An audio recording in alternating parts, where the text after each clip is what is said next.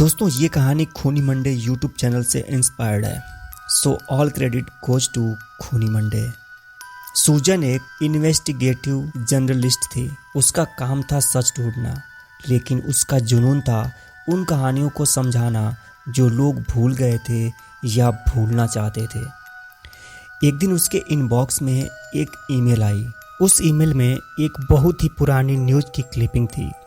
1986 की उस news clipping में एक बहुत ही अजीब सी बात लिखी थी।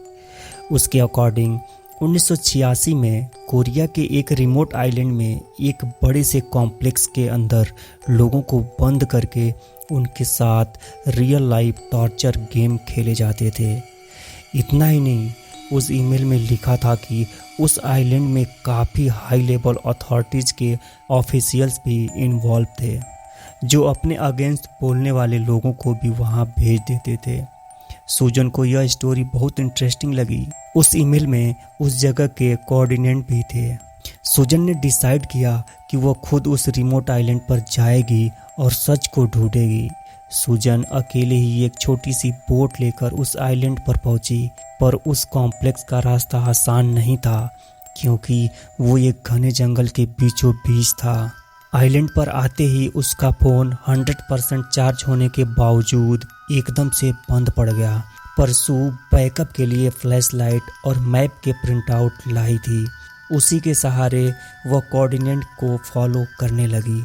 सू को पता था कि ये इन्वेस्टिगेशन खतरे से खाली नहीं होने वाली, पर उसे यह उम्मीद नहीं थी कि जंगल में घुसते ही आधी तूफान चलने लगेगा। सू को उन तेज हवाओं में कुछ ढंग से दिखाई नहीं दे रहा था। तभी उस जंगल के अंदर से रोने की चीखें सुनाई देने लगी। सू को लगा कि शायद कोई किसी को मार रहा है, इसलिए वो जल्दी से उस आवाज़ के पीछे जंगल के अंदर जाने लगी। लेकिन कुछ ही देर में वो आवाज़ अपने आप बंद हो गई। सू अब जंगल के बीचों बीच आ गई थी, लेकिन उसे कहीं भी वो कॉम्प्लेक्स नहीं मिल रहा था। हवाएं शांत हो गई थी। तभी उसे ऐसा लगा जैसे पेड़ के पीछे से कोई पतली सी लड़की उसे घूर कर देख रही है। उसने उस लड़की की ओर देखा, आवाज़ दी, लेकिन वो कुछ नहीं बोली। सू जब पेड़ के पास गई तो उसे वहाँ कोई नहीं दिखा। सू को लगा कि शायद उसे कोई गलतफहमी हुई हो, पर तभी सू का सर चकराने लगा और वो बेहोश होकर नीचे गिर गई। जब सू की आँख खुली तो वो उस कॉम्प्लेक्स के बिल्डिंग के अंदर एक अंधेरे रूम में पड़ी हुई थी। उसे कॉम्प्लेक्स के अंदर से अजीबोगरीब आवाज़ें आ रही थी। उसने रूम का दरवाज़ा खोला तो उसे एक बड़ा सा कमरा दिखाई दिया, जहां 50 से 60 लोग थे। उन सब के हाथ पांव बंधे हुए थे और आसपास मास्क पहने गार्ड्स खड़े थे। उन गार्ड्स के हाथों में बंदूकें थी और वो उन सब को भागने के लिए कह रहे थे। जब सू ने गौर से देखा तो वो एक रेस कर रहे थे, लेमन रेस। उन्होंने अपने मुंह में एक चम्मच पकड़ी हुई थी और उस चम्मच पर एक नींबू था। उन्हें नींबू को चम्मच पर बैलेंस करके भागना था। अचानक से एक भागते हुए लड़के की चम्मच से नींबू नीचे गिर गया और गार्ड्स ने तुरंत उसे गोली मार दी। दोस्तों ये कहानी पसंद आ रही हो तो वीडियो को लाइक करें, ताकि वीडियो को बूस्ट मिल सके और ये वीडियो ज़्यादा से ज़्यादा लोगों तक पहुंच सके। यह देखकर सू की रूह कांप गई। उसके देखते ही देखते गार्ड्स ने ऐसे ही और लोगों को गोली मारना शुरू कर दिया। सू को समझ आ गया था कि वो टॉर्चर गेम वाली बात एकदम सच थी और शायद वो खुद इस टॉर्चर गेम में फंस गई थी। तभी अचानक उन लोगों में सू को वही लड़की दिखाई दी जो जंगल में दिखी थी। वो भी उसी गेम में भाग रही थी। अचानक से उसकी चम्मच से नींबू नीचे गिरा और सू के पैरों के पास आ गया। इससे पहले कि सू कुछ कर पाती, सू की आंखों के सामने उस लड़की को भी गार्ड्स ने गोली मार दी। उस लड़की की लाश सू के पैरों के पास आकर गिरी। उस लड़की की डेड बॉडी को इतने पास से देखकर सू की आंखों में आंसू आ गए थे। लेकिन तभी उस लड़की की आंखें खुली और देखते ही देखते उसका चेहरा बदलने लगा। वहाँ सारे गार्ड्स और प्लेयर गायब हो गए और सारे लोग जो गोली खाकर जमीन पर गिरे थे, उन सब ने अपनी आंखें खोली और धीरे धीरे वो सब उठे।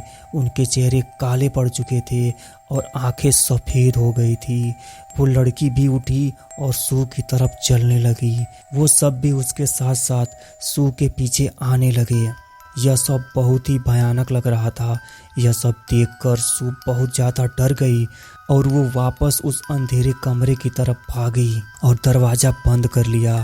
दरवाजे पर जोरों की धम-धम हुई। सू को लगने लगा कि उसने उस आइलैंड पर आकर बहुत बड़ी गलती कर दी है, पर कुछ ही देर में वो धम-धम बंद हो गई और जब सू ने दरवाज़ा खोला तो वहाँ कोई नहीं था। पूरे हॉल में धूल मिट्टी भरी हुई थी और सालों पुराने खून के धब्बे थे। सू को अब समझ में आ गया था कि वो लोग उस कॉम्प्लेक्स के प्रिजनर्स थे। वो सारे भयानक लोग जो उसने देखा वो उन्हीं टॉर्चर हुए लोगों की आत्माएं थी। सू ने अपने कैमरे से उस कॉम्प्लेक्स की फ़ोटो ली और किसी तरह से कॉम्प्लेक्स से बाहर निकली। जब उसने वापस कॉम्प्लेक्स की तरफ देखा तो उसे वही पतली लड़की फिर से दिखाई दी और तुरंत ही हवा में गायब हो गई। सू किसी तरह अपने घर चली गई और वो उन गेम्स के खिलाफ एक रिपोर्ट बनाने लगी, लेकिन उसे 3 बातें अभी भी समझ में नहीं आ रही थी।